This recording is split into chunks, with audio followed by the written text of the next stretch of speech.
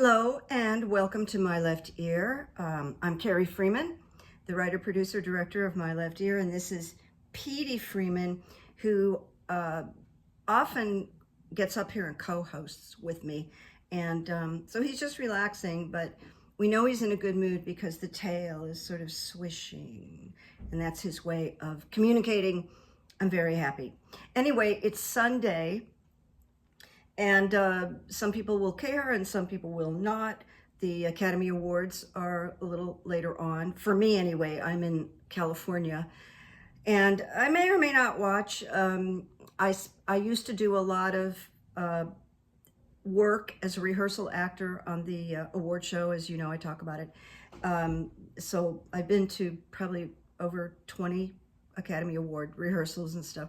I'm not a big fan of Conan O'Brien. It's not that I don't like him. I just don't think he's that funny, and he doesn't draw me in. And in fact, when I worked in production on a show called Not Necessarily the News, my boss hired Conan and his partner, Greg Daniels, at that time, and they were just right out of Harvard, and nobody knew them. So it's tall, gangly, red-haired guy that would come into the office, kind of shy. Anyway, I may or may not, since I had my accident almost a year ago, which was May 20th, I am not finding pleasure in things that I used to like to do, and that's part of the trauma, I think. So that's part of the thing with I haven't seen movies. I do love Timothée Chalamet. I think he's super gifted. And of course, I grew up with Bob Dylan, so I'd like to see that movie. And Anora, many people have told me to see Anora. So anyway, that's that. Let me talk about Gene Hackman, since we're talking about acting and the Academy Awards. He, as you may have heard, and his longtime wife were found deceased in his home in New Mexico.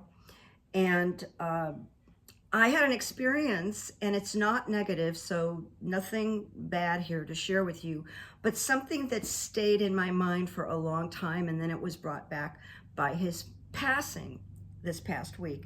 I mentioned before, I used to work at Universal Studios, and I worked in an area called production services.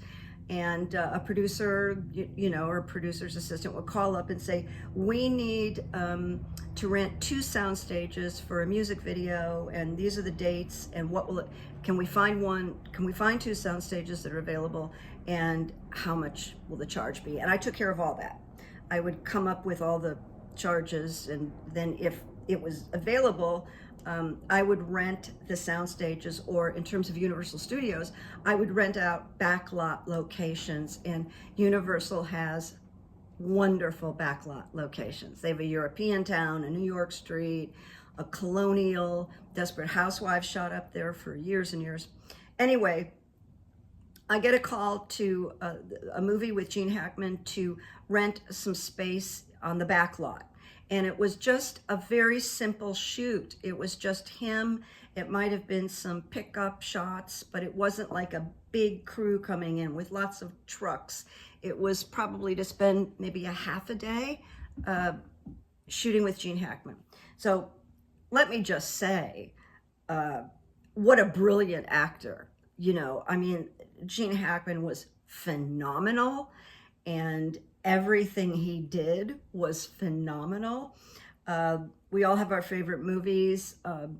I am always haunted by the movie Mississippi Burning, and he was in that, but so many movies that were blockbusters. So, huge fan. I'd never met him, never been around him. And so I'm trying to think, I think we were shooting on something called European Street. And, so a car dropped him off, and he was with his wife, who died last week also. Her name was Betsy. And here's what struck me. Gene Hackman and Betsy got out of the car, and they were dressed identically. They had the same bright blue, sort of peacock blue looking starched shirts and khaki pants and the same shoes. And Gene Hackman was tall, and she was petite Asian woman, very pretty, maybe 20 years younger than him, about something like that. So I was like, well, that's a little weird. So I watched them, and they stayed very close together, kind of like glued together. And of course, a star like that has a trailer waiting for him. So they go into the trailer, and then somebody gets Gene Hackman into his costume. So he comes out in his costume, and she walks with him to the set where he's supposed to shoot the scene. And they either had their arms around each other's waist or they were holding hands, but they were like bonded. And it was so interesting to me, like, wow, that's an interesting relationship. That I actually told a few friends. I went, I had the weirdest experience today, and just odd, my observation, and that they were dressed identically. I mean, they were twinning. And no one else seemed to exist. Like, being in the position that I was in, I had to talk to the directors, anybody, because I was kind of in charge of it. And so I had some reason to speak with him. It was very brief, it was professional. He was very polite, but I have to tell you, I found him very intimidating. And I've met a lot of famous people, but he carried with him that same kind of intimidation that he did on the screen. So that was simply a mystery. And that's all I can tell you. So it's not like gossipy. It's like, oh, I have a secret. But no one else witnessed it except the few crew members that were there and myself. And having always been interested in human behavior, it stayed with me. Like, God, what an interesting connection there. When I heard about the death and that Betsy was in a different part of the large home than Gene Hackman was, they're still looking into how did he end up on the floor. He had a pacemaker, his glasses were on the floor, and I guess it came because he was 95, which is, mature. She was about 20 years younger. Then she was found in a bathroom, and they had 3 German Shepherds. 2 of them outside seemed to be okay. The German Shepherd in a cage in the bathroom with Betsy on the floor was also dead. And everybody scratching their head, I went to the most logical, which was a gas leak. That was the most logical. I can't say it was my left ear, but I went, well, what? And that's been disproved. Then the other thing that came, well, now there's a conspiracy theory on Twitter. And I'm not buying into it, but I'm going to share it with you. So if you hear about it, there was a post on Twitter suggesting that with the information coming out about Jeffrey Epstein, the Epstein files, which the information is just bogus. There's nothing new or exposing so far. This is what I'm hearing. But they had to make a big deal about the Epstein files. Allegedly, and I really mean this, there's Gene Hackman was allegedly heard to be complaining about Epstein's mansion in New Mexico, which trafficked girls. It was very well known, not as well known as the island, and evidently Gene Hackman, was complaining about it and sick of it and was going to do something about it. And that the conspiracy theory is that they got knocked off, like the mafia knocks people off. Well, it's interesting. It feels like a stretch. I don't know how anybody would prove it. And there's still forensics going on to find out what caused the deaths. I think the German Shepherd is strange. But I'm going to tell you a private thought I had. And I'm not even saying this is my left ear, and I didn't even do the runes, because we're talking about, people passed away. And a dog passed away. It's all mysterious. And a lot of people in Hollywood are coming out and talking about working with Gene Hackman, et cetera, and everybody admired him. Based on what I saw, on the day I shot at Universal, I saw two people that were shockingly close, like to the point where it just seemed a little abnormal to me, like bonded, glued to each other. And then when the shoot was over, you know, Jean changed into the outfit and they went walking off to the limo, dressed identically, attached, holding hands, arms around. And it was just strange. So I thought to myself, what if at 95, it is easy to believe that Gene Hackman had an episode and he fell down. The episode, the event might have taken him down. It might have been a stroke. He might have slipped. But there he stayed until he was found. And they were in this house before discovered, maybe about 8 or 9 days. And so the word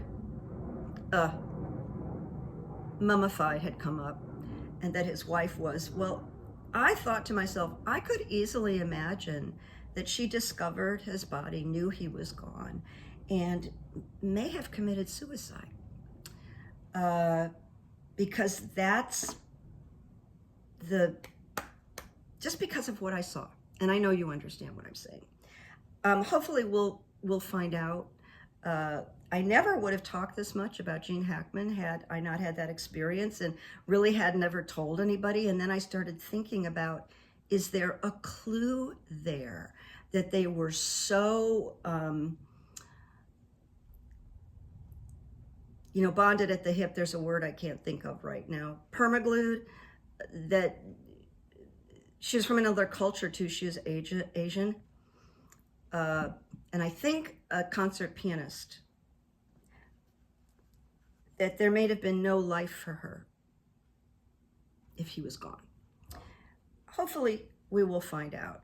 So I was thinking, well, if I'm going to talk about this and mention the Oscars, and the Oscars are later, maybe I'll mention a story. I may have told it on Patreon. So commercial actors, when they're hired to work on the rehearsals, they have to pretend that they're a celebrity. So if someone famous is, let's say Viola Davis is nominated.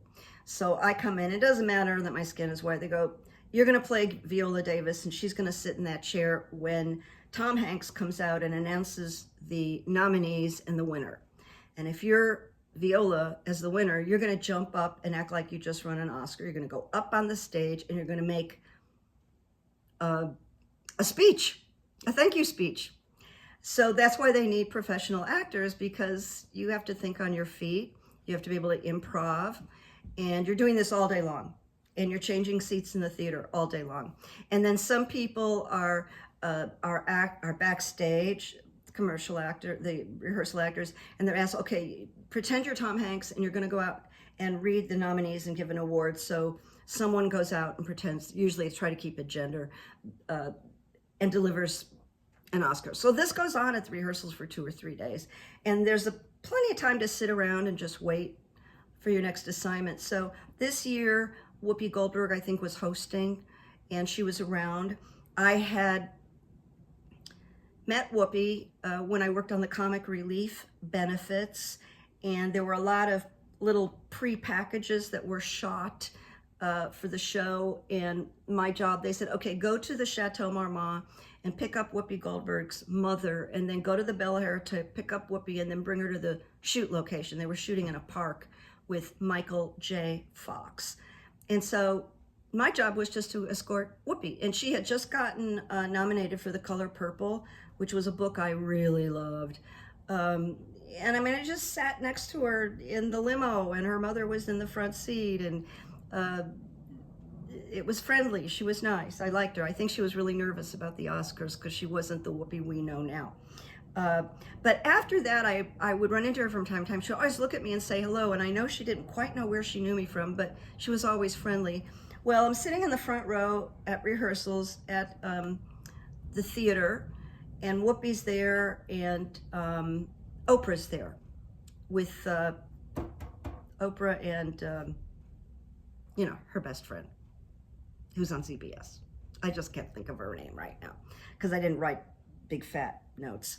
But they were just scoping out, let's see who's sitting where, and where are we sitting, and blah, blah.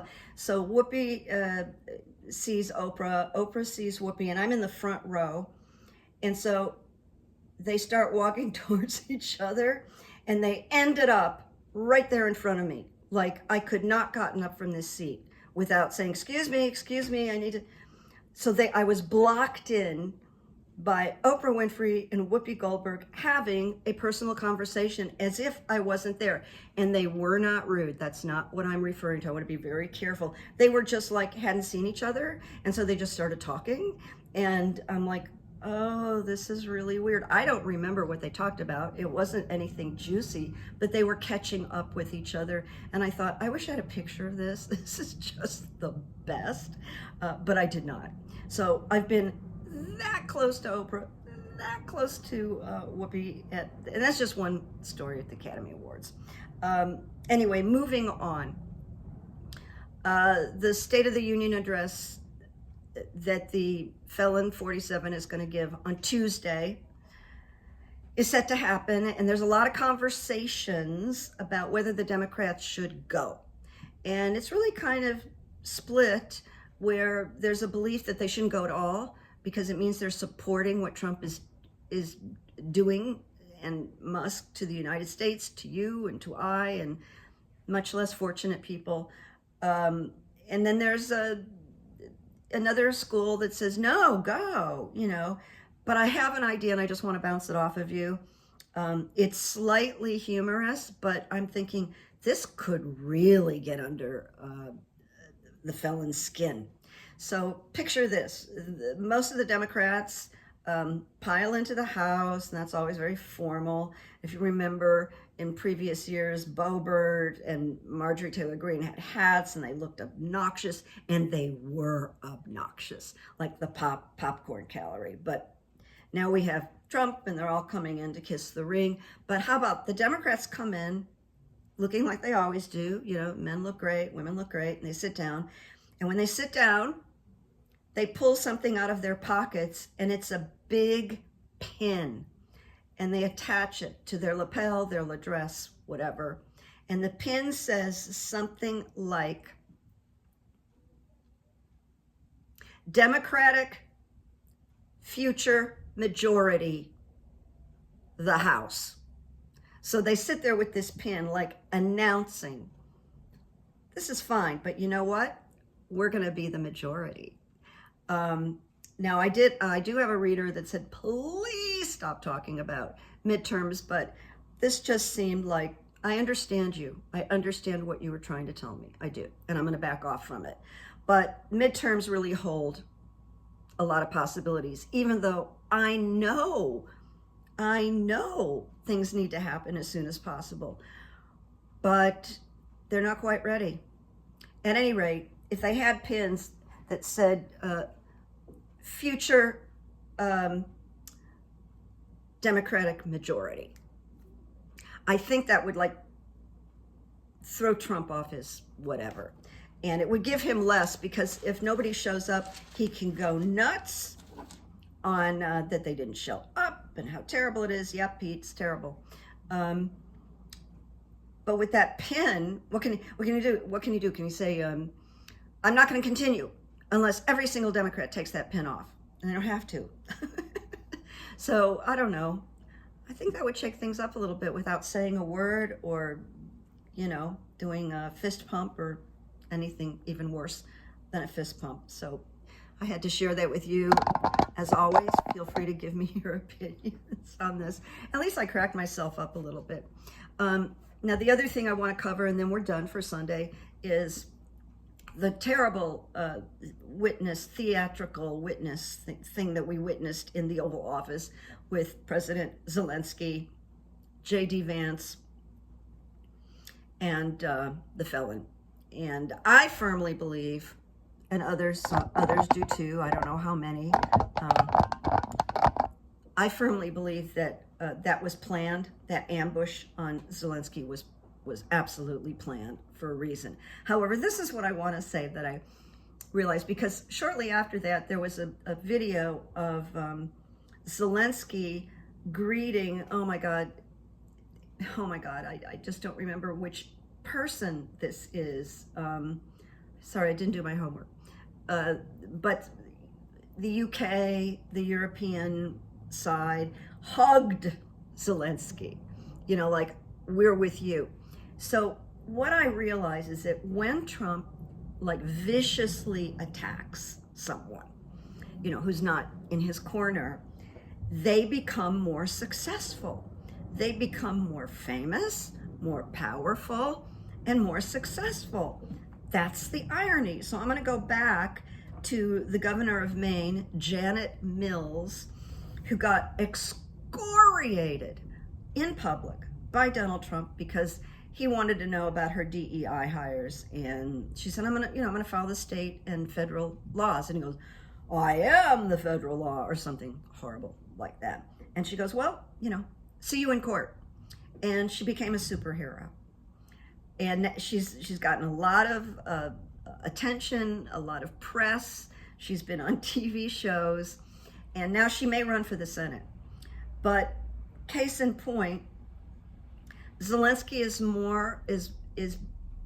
more popular in Europe now than ever before because he took that ugly, nasty, low-class beating from Donald Trump and little JD, pudgy man with eyeliner. So not that anybody in MAGA knows the word or the concept of irony, but there's an irony that the person he attacks becomes more powerful, more well-liked, and more famous. But he's not smart enough to know that. So this is what I'm sharing today.